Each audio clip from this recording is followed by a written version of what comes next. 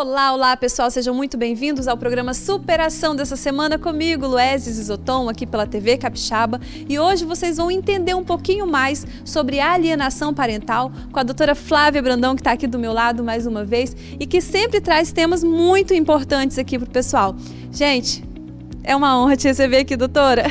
A honra é minha, Luézia. Muito obrigada pelo convite e muito obrigada pelo tema. Cada vez que venho é um tema mais importante que outro. Verdade. E agora, já começa falando para o pessoal de casa o que é alienação parental.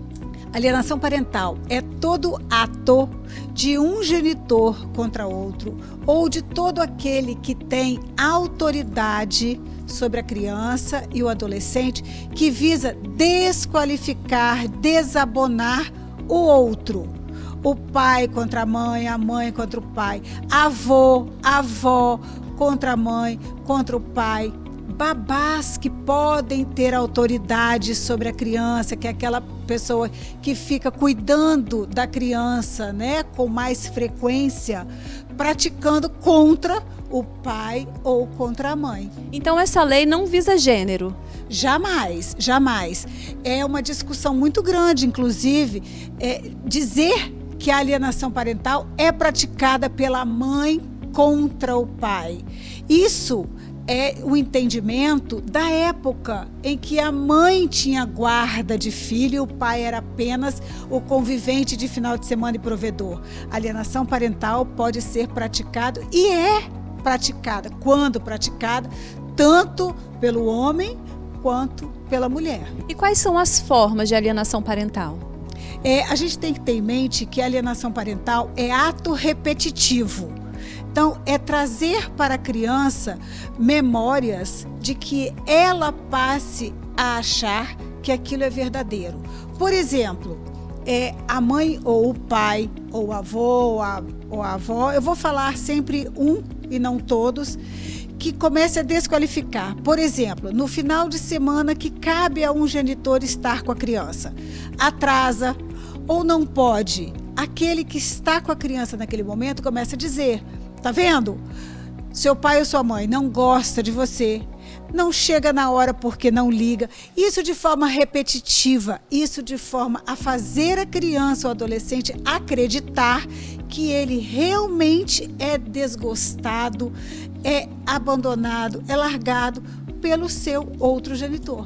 Certo, doutora. E tem também uma discussão que eles estão querendo revogar essa lei. Qual é a sua opinião? Eu sou radicalmente contra a revogação da lei. Eu acredito sim que a lei precisa de melhoria, ela precisa de ajustes, mas a revogação jamais. E uma guarda compartilhada, ela pode minimizar ou amenizar esses casos de alienação parental, doutora? Sim, a guarda compartilhada é uma das formas de se minimizar a prática da alienação parental. O aumento da convivência com ambos os genitores também é uma forma de se amenizar. Uma visita assistida é uma forma de se amenizar. E a gente tem que entender, Luézia, que a alienação parental passou a ser quase que um nome, um mito. Tudo virou alienação parental. E não é isso. O pai ou a mãe que discute entre si, aquele que não concorda com alguma coisa do outro, não significa que está praticando alienação parental. Não concordar é uma coisa, alienação parental é outra. Pais e mães passaram a ficar quase que reféns um do outro, porque tudo virou alienação parental. A mãe ou o pai não pode reclamar, por exemplo, se não há devolução de material escolar, se não acompanha na escola, porque é alienação parental uma reclamação. Vamos sair do imaginário popular, vamos tirar esse nome alienação parental do lugar comum, porque ele não é um lugar comum. A prática, quando efetivada, ela é nefasta para a criança. É um mal que se comete contra a criança. Não é uma mera implicância ou uma mera discordância de genitores. Hoje, o sistema do judiciário, ele possui uma interdisciplinariedade. Então, mandar essa criança, essa família, a um estudo psicossocial próprio para detectar se ainda está no começo, se já é uma alienação que vem sendo praticada como forma de ou parar ou estabelecer parâmetros de convivência e até mesmo, se for um resultado de uma alienação já instaurada, tirar a guarda, é o uso efetivo e imediato dessa equipe multidisciplinar. Pedir esse estudo. Isso mesmo, doutora, muito obrigada, muito esclarecedora a sua fala aqui no programa hoje. Espero poder contar com a sua vinda aqui novamente para a gente falar mais um pouquinho e explicar também sobre outros assuntos no âmbito do direito de família, que eu recebo muitas perguntas, então por isso nós estamos aqui hoje com a doutora Flávia Brandão. Muito obrigada mais uma vez, doutora. Eu quem agradeço e estou à sua disposição. Muito obrigada. E você de casa agora, fique com o Eduardo Santos no quadro E Achei. E Achei. Oferecimento E Achei Super Guia, valorizando o comércio local. Olá, gente. E Achei de hoje é especial. Recebemos o convite e estamos aqui no Costa Mari, que é o primeiro empreendimento do novo bairro planejado, que é o Costa Nova.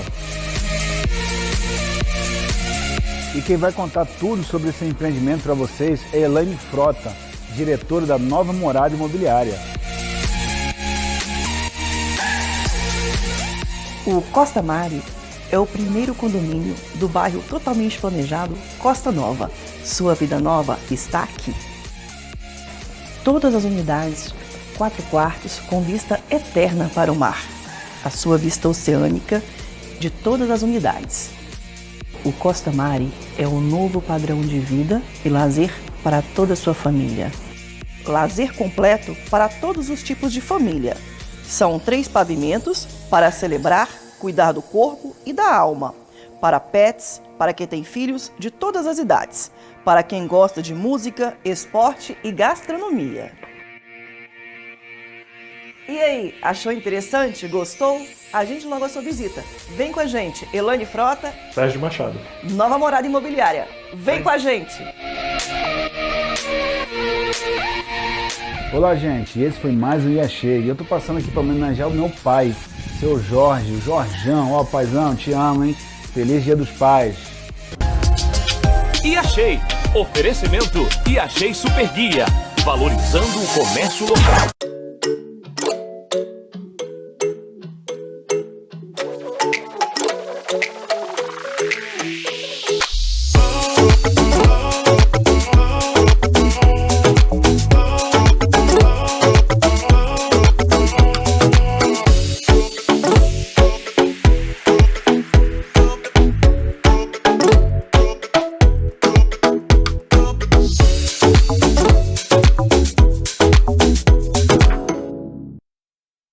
Estamos de volta com o programa Superação e agora chegou a vez de cuidar da saúde com a doutora Lia Fiorin e Raquel Medeiros.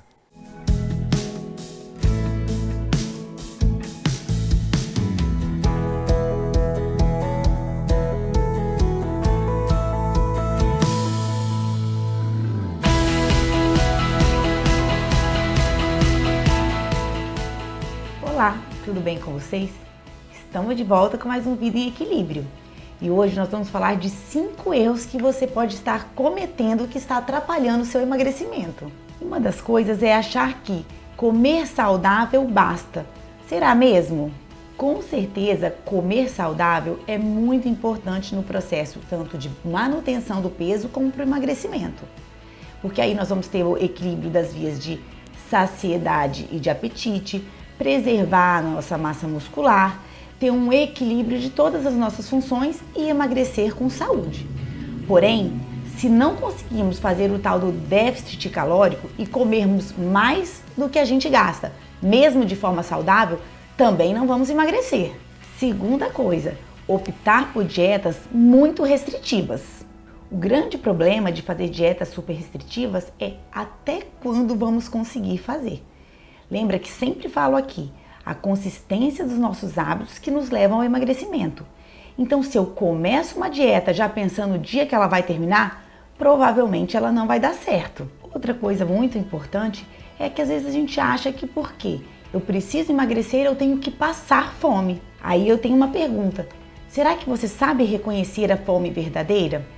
Porque nós temos sim que reconhecer a nossa fome verdadeira e respeitar quando o corpo realmente tem fome.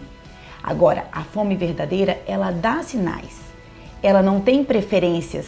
Quando eu bebo água não melhora, quando eu tomo um chazinho não melhora. E aí eu tenho que sim ouvir esse sinal do meu corpo. Agora, se a minha fome escolhe o que comer, será mesmo que é uma fome verdadeira? Essa fome que escolhe é a vontade. Fazer dieta não significa passar fome, mas sim melhorar as nossas escolhas. Outra causa de erro. Fim de semana posso tudo. Faço a dieta direitinho durante a semana, mas no fim de semana eu tenho direito. Muitas vezes durante a semana fazemos tudo direitinho. Fazemos exercício para ajudar, comemos menos do que gastamos e aí conseguimos aí um déficit calórico de 200, 500 calorias quando estamos muito bem. Porém, chega no sábado e no domingo, às vezes num único dia, comemos mais do que 1000 calorias até do que gastamos. Imagina, vemos num processo de déficit calórico todos os dias da semana e chega no fim de semana, às vezes dá mais 2.000, 3.000 calorias do que comemos. Voltamos à estaca zero. E mais um erro é a gente não contabilizar os pequenos deslizes. E esses pequenos deslizes podem ser pequenos mesmo, mas podem estar acontecendo com muita frequência. Então, eu tô com um pouquinho de fome, eu pego um biscoitinho aqui, uma balinha aqui, um docinho aqui e não contabilizo isso como calorias ingeridas. E devemos contabilizar sim, porque esses pequenos deslizes podem estar te atrapalhando no déficit calórico. E aí o que acontece? Muitas vezes o que a gente acha que a gente comeu é menos do que o que a gente realmente comeu. E a minha proposta, que tal essa semana tentarmos corrigir esses 5 erros? E quem sabe essa semana vira 1, 2, 3 e esse hábito de vida vai se mudando.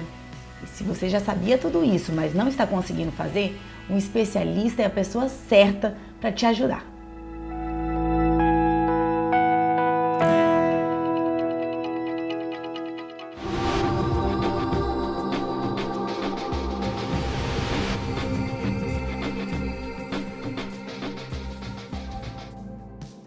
Você já deve ter ouvido falar daquelas dietas que prometem eliminar muitos quilos em pouco tempo, não é verdade? Hoje eu vou falar um pouquinho sobre mitos e verdades dessas dietas restritivas. Então vamos começar com a primeira verdade. Comer à noite não engorda. Muitas pessoas elas acham que se jantar à noite ou então se fizer a ceia à noite ela vai engordar. Só que isso não determina se a pessoa vai ganhar peso ou não, e sim a quantidade de calorias ingeridas durante o dia. Um mito bem comum, que hoje em dia as pessoas elas falam muito, mas que isso é mito, é comer carboidrato engorda. Então, muitas das vezes essas dietas restritivas, a primeira coisa que tira do cardápio é o carboidrato. Só que o carboidrato, ele é uma excelente fonte de energia. Então, tem que sim ser levado em consideração na reeducação alimentar. Muitas pessoas acham que exercício de baixa densidade não dão resultado na perda de peso. Só que esse tipo de exercício também dá sim resultado. É claro que se a pessoa quiser potencializar os seus resultados, ela pode optar em fazer uma corrida, né, que é uma coisa que não é um exercício de baixa densidade. Mas para ela começar, para ela iniciar esse processo de emagrecimento, ela pode sim levar em consideração os exercícios de baixa densidade, que com certeza vai ter resultado do mesmo jeito.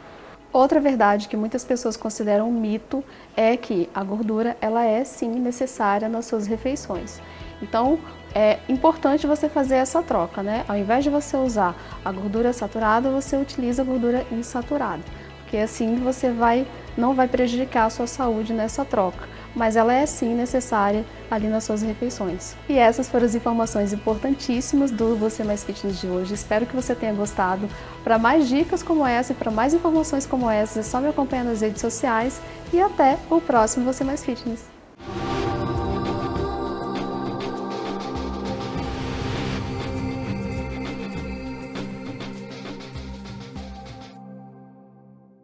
E fiquem atentas porque agora no quadro Simplesmente Mulher com a doutora Silvia Hansen, ela vem com dicas especiais no âmbito do direito.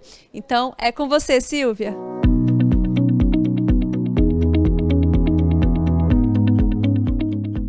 Olá, tudo bem? Sejam muito bem-vindos ao nosso Simplesmente Mulher. A Lei Maria da Penha completa hoje 15 anos de vigência. E por esse motivo, o mês de agosto foi escolhido para celebrar a campanha de enfrentamento à violência doméstica e familiar contra a mulher, o chamado Agosto Lilás. Além disso, a violência psicológica, já retratada na Lei Maria da Penha como um tipo de violência doméstica e familiar cometida contra a mulher, passou a configurar como crime nosso Código Penal brasileiro. Mais especificamente em seu artigo 147b, com pena de reclusão de 6 meses a 2 anos e multa, se a conduta não constitui um crime mais grave. A lei descreve que o crime é cometido quando há danos emocionais à mulher, quando há controle de suas ações, mediante ameaça, humilhação e manipulação. Em nossos encontros, nós já falamos sobre os tipos de violência doméstica, inclusive a psicológica. A diferença é que hoje ela é considerada um crime e ela é muito comum em relacionamentos abusivos, principalmente porque muitas vezes a própria vítima não reconhece. Muitas vezes a vítima não percebe que está sofrendo com esse tipo de violência. Embora ela não deixe marcas visíveis no corpo, ela é causadora de muita dor e sofrimento. E muitas mulheres que passam por esse tipo de violência acabam sofrendo com doenças muito sérias, como a depressão, podendo inclusive chegar ao suicídio. Mas é importante que você saiba que somente os novos casos de violência psicológica ocorridos após a vigência da nova lei que serão enquadrados como crime específico descrito no Código Penal, porque a lei penal não retroage para prejudicar o réu. E os danos sofridos pelas vítimas poderão ser comprovados através de laudos médicos, relatos e da conduta do agressor através de vídeos, áudios, testemunhas. Infelizmente, nós somos o 5º país do mundo que mais mata mulheres, em um ranking de mais de 80 países. Mas acreditamos que a maioria dos homens é extremamente contrário a esse tipo de violência.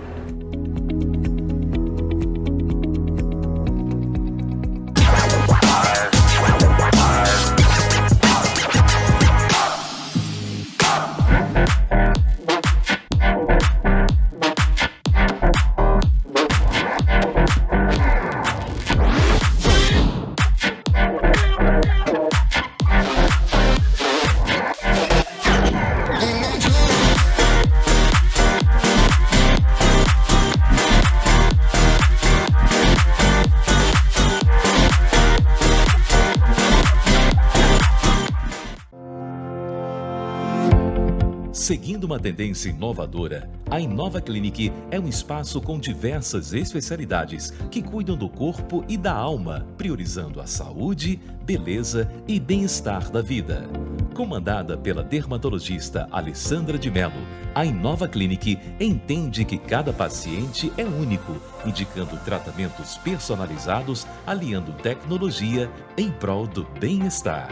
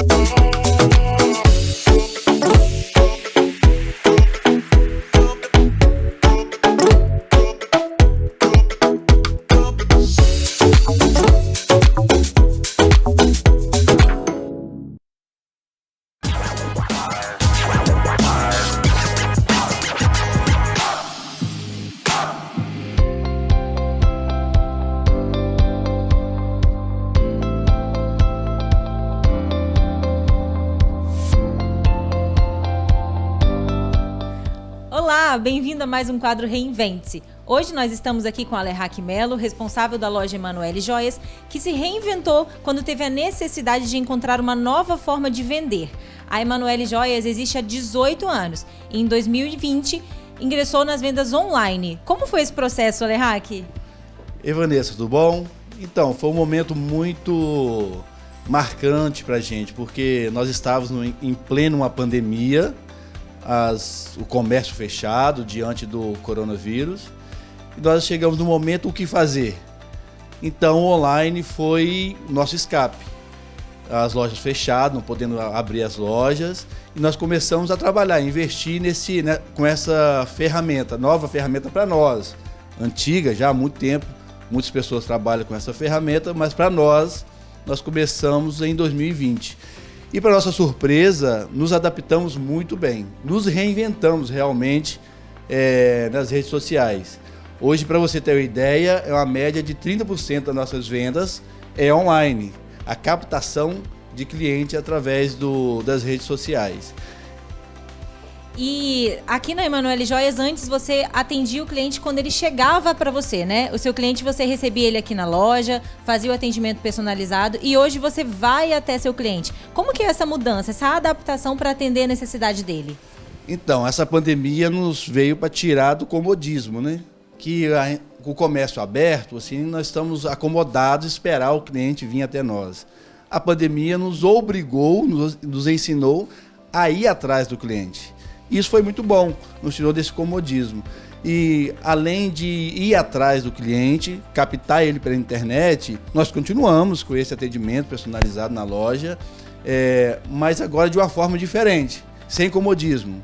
Não, agora, se o cliente não vem, nós vamos até ele e para oferecer aquilo que nós temos de melhor, que é joias de melhor qualidade, relógios, nós temos um leque de semijoias, joias, caneta para o Dia dos Pais.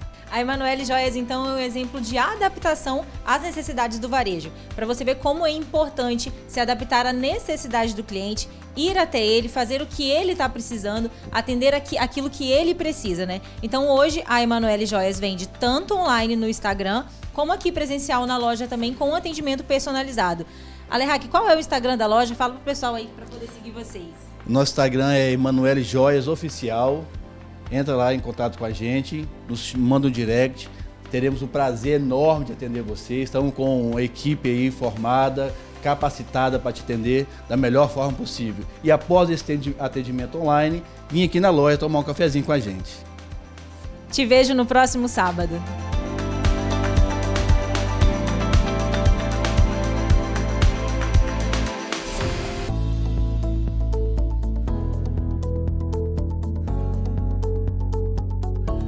Olá! Vamos hoje falar com você sobre crítica. Como lidar com as críticas ou autocríticas? Como que você lidar com isso? Como que você faz? Como você se permite? Até que ponto isso está ou não causando em você? Crítica é, na verdade, nada mais nada menos que tem a habilidade de te julgar. Sendo ela, como diz, crítica construtiva ou negativa, é crítica. E a crítica ela tem o poder de desestabilizar, de causar algumas fraturas emocionais, tal ponto que pode te levar até uma depressão. Porque nós não estamos preparados ou queremos receber algo que nos faz mal, que nos deixa desestabilizados ou até mesmo em condições inseguras, porque a crítica nos cria medo, insegurança, incertezas, fragilidades e nos mostra que o nosso estado emocional pode estar um pouco deflagrado diante do que você está passando. E isso você tem como receber, mas também tem como não se permitir, ou seja, se blindar. Imagina, a nossa atleta que tivemos nos Estados Unidos, a Simone Biles, agora nas Olimpíadas. Ela passou por uma situação de estado emocional. Na primeira execução dos aparelhos dela, ela cometeu erro, cometeu falhas e no primeiro momento ela foi criticada. E ela parou, respirou, pediu ajuda ao teu técnico, a comissão técnica e todos apoiaram a decisão dela. E com uma certa forma, o mundo inteiro se sensibilizou com a Simone Biles. E o que aconteceu? Ela se deu a volta por cima, fez o último aparelho no dia 3 desse mês e ela conseguiu atingir o bronze, ou seja, subiu no pódio, porque ela reverteu aquele cenário que ela estava passando de insegurança, de instabilidade, de incerteza que ela recebeu. Isso foi gerado por críticas, mas isso também mostra que a gente tem a capacidade de se reinventar, de se refazer e com a ajuda certa, o apoio correto, a gente consegue lidar com isso e não permitir que isso cause situações negativas na gente.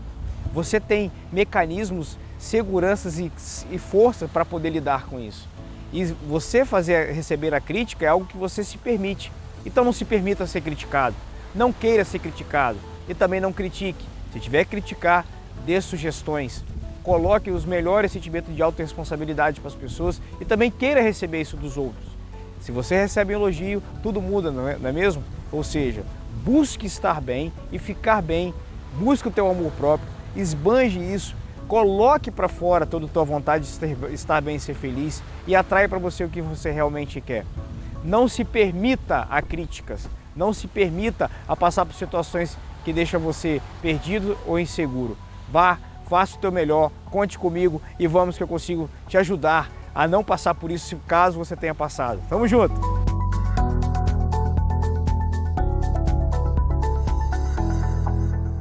E assim nós encerramos o nosso programa Superação dessa semana, mas antes eu quero agradecer aos nossos anfitriões, o Sérgio e também a Elaine da Nova Morada.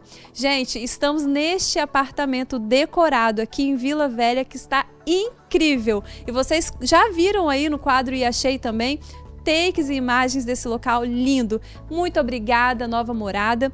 E nós estamos aqui no próximo programa também juntinhos. E agora você de casa, não fique triste, porque você já sabe, fica com aquela palavra de fé, amor e esperança no quadro Tô Passando com William Vieira. Até a próxima semana, fiquem com Deus. Olá pessoal, estamos iniciando mais um Tô Passando. E nesse dia eu quero compartilhar com você algo muito importante no âmbito familiar, né? A importância de uma referência paterna e também a importância de um filho obediente. E lá no Evangelho de João, no capítulo de número 5, no verso 19, você vai ver qual era o comportamento de duas pessoas, Jesus e o pai dele, o nosso Deus, que diz assim: então lhe falou Jesus, em verdade vos digo que o filho não pode fazer de si mesmo nada, senão aquilo que o pai fizer, porque tudo que o pai faz, o filho também semelhantemente vai fazer. E aqui nós percebemos um exemplo muito importante. Nós estamos no mês dos pais, né? E serve tanto para esse mês, que é importante essa comemoração dos pais, mas serve para todo o nosso dia a dia. O que nós estamos percebendo na atualidade são pessoas ou filhos sem uma referência paterna, né?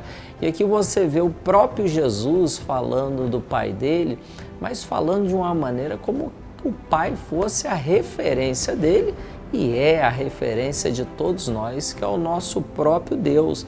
E ele falou que o filho de si mesmo não pode fazer nada, mas ele olhava para o pai.